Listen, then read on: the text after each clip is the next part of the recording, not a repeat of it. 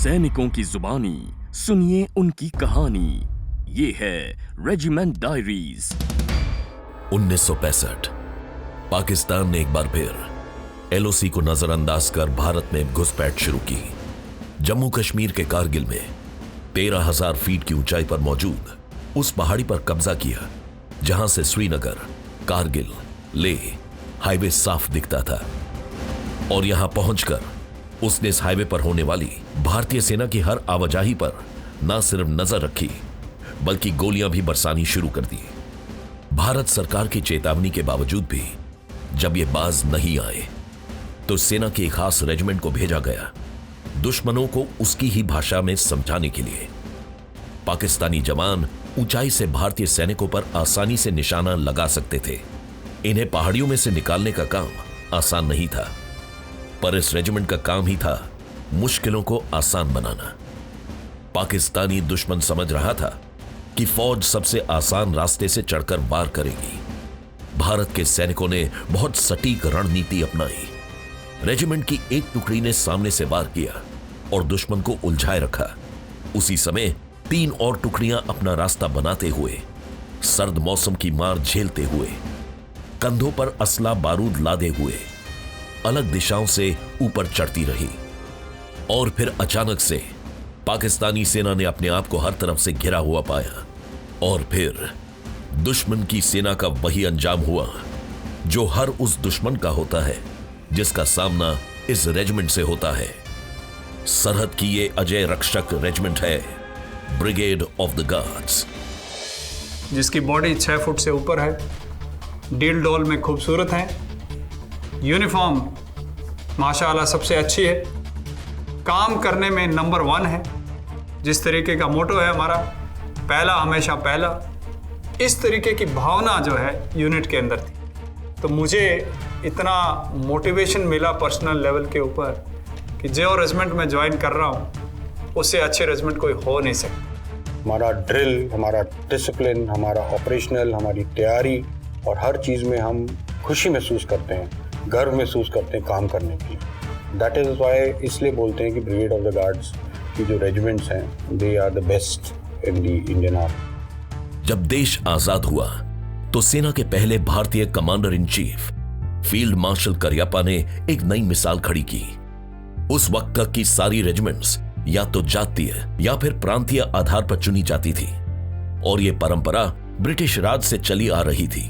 लेकिन field marshal Cariappa ने एक all India all class regiment का सपना देखा जो कि भारत की विभिन्नता में एकता और उसकी एकजुटता का प्रतीक था। 1949 में जब ब्रिगेड ऑफ द गार्ड्स हमारी खड़ी हुई तो उस समय जो हमारे फील्ड मार्शल करियप्पा साहब थे जिन्होंने ब्रिगेड ऑफ द गार्ड्स को तैनात किया, उसको खड़ा किया, उसी समय उनको लगा कि ब्रिगेड ऑफ द गार्ड्स एक यूनिक ब्रिगेड, एक यूनिक रेजिमेंट है इंडियन आर्मी की।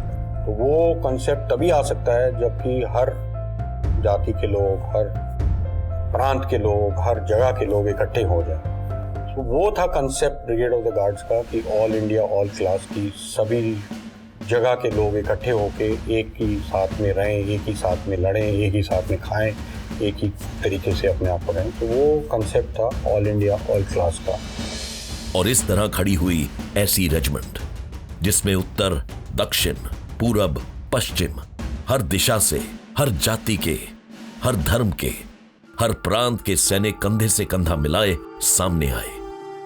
और फिर ब्रिगेड ऑफ द गार्ड्स को भारत की सेना के सर्वोपरि कमांडर, भारत के उस वक्त के राष्ट्रपति श्री राजेंद्र प्रसाद की रक्षा और सम्मान के लिए चुना गया। भारत में राष्ट्रपति सभी सेनाओं के कमांडर इन चीफ भी होते हैं और उनकी सुरक्षा के लिए ब्रिगेड ऑफ द गार्ड्स को नियुक्त किया गया। ब्रिगेड ऑफ द गार्ड्स भारतीय सेना की सबसे पुरानी रेजिमेंट है। 4 सबसे पुरानी यूनिटों को मिलाकर इसे खड़ा किया गया था और इसका शुरू में मकसद राष्ट्रपति भवन में स्पेशल गार्ड देने का था। उसके बाद जैसे जैसे इन्फेंट्री रेजिमेंट्स की दूसरी यूनिटें बढ़ती गई, इसलिए ब्रिगेड ऑफ द गार्ड्स को एक नॉर्मल इन्फेंट्री बटालियन के तौर के ऊपर रखा गया था। 2 परमवीर चक्र, 2 अशोक चक्र और अनेक मेडल्स इस रेजिमेंट ने अर्जित किए हैं। जहाँ भी इस रेजिमेंट की यूनिट जिस फॉर्मेशन में जाती है उसमें एक नया बदलाव ले आती है। रेजिमेंट की नींव मजबूत बनाने के लिए भारतीय सेना की तत्कालीन रेजिमेंट्स में से 4 सबसे पुरानी और अनुभवी बटालियंस को साथ लाया गया ब्रिगेड ऑफ द गार्ड्स बनाने के लिए। देखिए, फर्स्ट 4 बटालियंस जो कि गार्ड्स रेजिमेंट में जिनका कन्वर्जन हुआ था वो थी first guards 2 Punjab, 2 guards first इंडीडस, 3 गार्ड्स फर्स्ट राजपूताना राइफल और 4 गार्ड्स फर्स्ट राजपूत। कन्वर्जन के दौरान इस बात का खास ख्याल रखा गया कि बटालियंस जो हैं अपनी पुरानी आइडेंटिटी, अपने पुराने नाम जिनसे उनकी पहचान बनी थी उनको रिटेन कर सकें। इसी कारण से आज तक सबसे सीनियर मोस्ट जो फर्स्ट 4 बटालियंस हैं इनको ये 2 नाम रखने का प्रावधान दिया गया है। और इनके एक साथ इस रेजिमेंट में जुड़ते ही ब्रिगेड ऑफ द गार्ड्स को दिया गया एलीट रेजिमेंट का दर्जा। एलीट रेजिमेंट बिकॉज ये कंसेप्ट फील्ड मार्शल के करियप्पा साहब का था। उन्होंने बोला कि मेरे को एक ऐसी रेजिमेंट बनानी है जो कि हर लिहाज से यूनिक हो, तो इसलिए जो 4 बेस्ट पुरानी पलटनें थी हमारी, पंजाब रेजिमेंट, राजरिफ एंड राजपूत, इनको इकट्ठा करके उन्होंने 4 रेजिमेंट्स को, हमारी first guard, second guard, third guard and 4 guards, grenadiers भी हैं, इनको इकट्ठा करके उन्होंने फिर ये बनाया। तो the best of the Indian army जो प्री इंडिपेंडेंस थी उनको इकट्ठा करके उन्होंने पोस्ट इंडिपेंडेंस में ही raised it as the brigade of the guard. That is why it is elite, because best of pre independence has come into the form of brigade of the guards. उनकी formation जब 1949 में हुई, इसीलिए इसको elite कहते हैं, unique. और इन्हीं अनुभवी और सबसे सीनियर इन्फेंट्री रेजिमेंट्स ने ब्रिगेड ऑफ द गार्ड्स को एक बेहतरीन इन्फेंट्री रेजिमेंट में तब्दील किया जब ये भारतीय सेना के दूसरे ऑपरेशंस का भी हिस्सा बने। और फिर 1986 में एक महत्वपूर्ण फैसला लिया गया जिसने ब्रिगेड ऑफ द गार्ड्स को जोड़ा उन फौलादी मशीनों से जो कि आज एक सैनिक का असली हथियार है। मैकेनाइज्ड इन्फेंट्री रेजिमेंट की बटालियंस को बढ़ाने का निर्णय लिया गया। मैकेनाइज्ड इन्फेंट्री जो कि दुनिया भर की सेनाओं का वर्तमान और भविष्य है, इन्फेंट्री रेजिमेंट्स को आधुनिक आर्मर्ड व्हीकल्स का साथ देती है जो कि इन्फेंट्री यूनिट्स को देती है सुरक्षा, रफ्तार और सटीक वार करने वाले हथियार। सवाल अब यह था कि इस रेजिमेंट को नई बटालियंस दी जाए या फिर कुछ मौजूदा रेजिमेंट्स को ही इसमें तब्दील कर दी जाए। ब्रिगेड ऑफ द गार्ड्स के इतिहास, अनुभव और काबिलियत को देखते हुए इसे तुरंत मैकेनाइज्ड इन्फेंट्री रेजिमेंट में तब्दील किया गया। 1987 में बटालियंस जो है वो कन्वर्ट होना शुरू हुई मैकेनाइज्ड इन्फेंट्री के अंदर। और जब कन्वर्ट होना शुरू हुई तो ये एक सवाल उठा कि हम यही ड्रेस रखें या मैकेनाइज्ड इन्फेंट्री की ड्रेस पहने। तो सभी ने, ये बड़े बुजुर्गों ने उस टाइम जो भी थे, उन्होंने ये डिसीजन लिया कि हमारा पास्ट को हम भुला नहीं सकते, इसलिए ये एक दूसरी रेजिमेंट होगी मैकेनाइज्ड इन्फेंट्री रेजिमेंट के अंदर।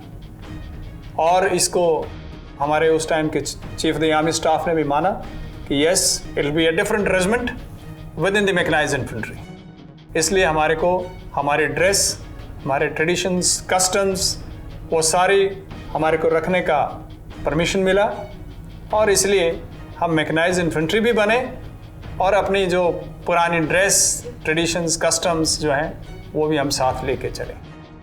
और आज ब्रिगेड ऑफ द गार्ड्स के पास आधुनिक BMP-2 मशीन्स हैं जो कि उनकी शक्ति को कई गुना बढ़ा रही हैं। और इनकी ट्रेनिंग इन्फेंट्री और मैकेनाइज्ड इन्फेंट्री दोनों ही रेजिमेंट्स की जरूरतों के हिसाब से होती है, जो कि रखती है इन्हें सबसे आगे। और वही इनकी रेजिमेंट का मूल मंत्र भी है, पहला हमेशा पहला।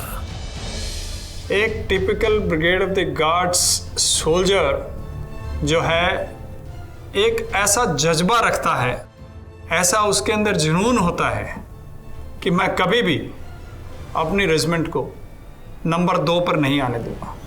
और वो उसके लिए अपने प्राणों पर भी खेल जाता है।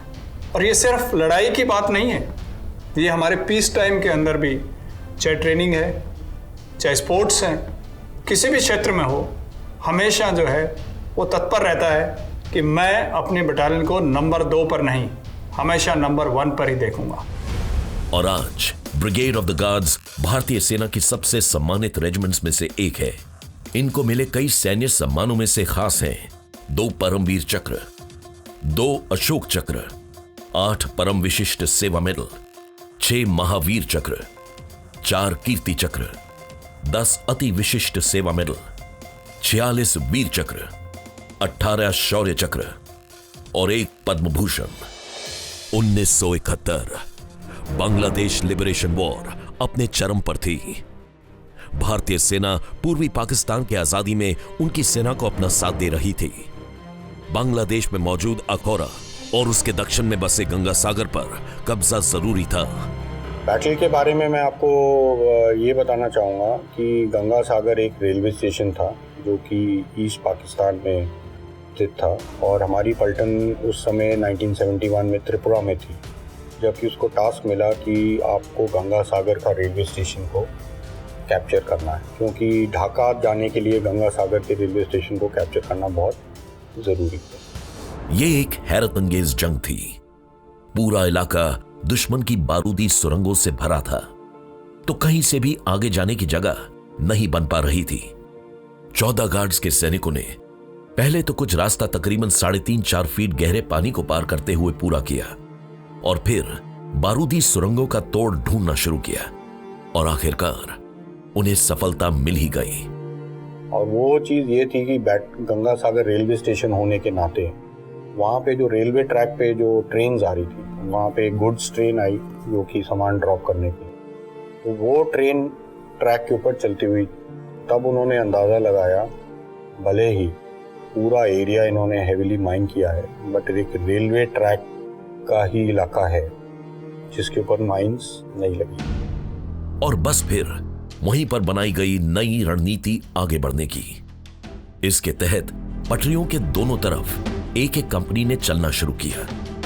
अटैक जो है टोटली अनकन्वेंशनल तरीके से किया जाए, और वो अनकन्वेंशनल तरीका ये था कि एक कंपनी रेलवे ट्रैक के दाहिनी तरफ, एक कंपनी रेलवे ट्रैक की बाईं तरफ, और बिल्कुल ही फ्रंटल, बिल्कुल ही दोनों कंपनियां चलती गई।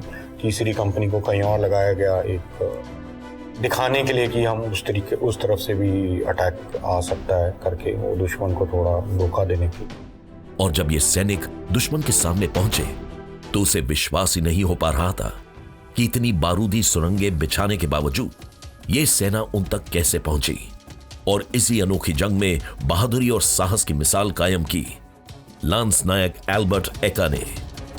लांस नायक एल्बर्ट एक्का जो है हमारी ब्रेवो कंपनी, जैसे मैंने आपको बताया कि 2 कन्वेंशनल अटैक हुए थे, तो 2 अनकन्वेंशनल अटैक थे। अल्फा कंपनी ट्रैक के दाहिनी तरफ थी और बाईं तरफ में आपकी ब्रेवो कंपनी थी। एल्बर्ट एक्का जो है वो लीडिंग प्लेटून के लीडिंग सेक्शन का सेक्शन कमांडर था, लांस नायक एल्बर्ट एक्का। और जब वो ब्रेवो कंपनी ने अटैक शुरू किया गंगा सागर रेलवे स्टेशन के ऊपर, तो उनका मूवमेंट एक एमएमजी के पोस्ट ने, जो कि रेलवे स्टेशन के आगे एक प्रोटेक्शन टावर था, उसके ऊपर एक एमएमजी दुश्मन ने लगा रखी थी। और वो एमएमजी बिल्कुल ही इन लोगों का जो ब्रेवो कंपनी का मूवमेंट था बिल्कुल ही उसको बंद करके रखा हुआ था, क्योंकि वो एमएमजी जब तक को आप शांत नहीं करोगे आप आगे नहीं जा सकते। एल्बर्ट एक्का ने यह ठान लिया था कि उन्हें यह मशीन गन किसी तरह बंद करनी है। इसी बीच उन्हें दुश्मन की 2 गोलियां भी लगी, लेकिन गोली खाने के बावजूद भी उनमें गजब का जुनून सवार था। वो एमएमजी टावर पर चढ़े और ऊपर पहुंच उन्होंने उन पर एक ग्रेनेड फेंक वहां मौजूद सैनिकों को रास्ते से हटाया और फिर खाली हाथों से एमएमजी के गरम बैरल को उठाकर फेंका। ये करते करते उन्होंने अपने हाथ का आखिरी ग्रेनेड हवा में फेंका और टावर से नीचे कूदने की कोशिश की, लेकिन वो बच नहीं पाए। पर उनकी शहादत के बलबूते उनकी बटालियन आगे बढ़ी और गंगा सागर पर कब्जा हो गया। लांस नायक एल्बर्ट एक्का को मरणोपरांत सेना के सबसे ऊंचे सम्मान परमवीर चक्र से नवाजा गया। ड्रिल, डिसिप्लिन, ट्रेडिशन, टर्नआउट और ऑपरेशंस, इन सभी मायनों में पहला हमेशा पहला होने की चाहत और उसे पूरा करने के जुनून ने ही ब्रिगेड ऑफ द गार्ड्स को आज आगे रखा है। ठीक उनके रेजिमेंटल गान की तरह निडर सिपाही गार्ड्स के हम रक्षक हिंदुस्तान के, रख कर जान हथेली पर हम चलते सीना तान के। हम है गार्ड्स, हम है गार्ड्स, हम है गार्ड्समैन। सैनिकों की जुबानी सुनिए उनकी कहानी।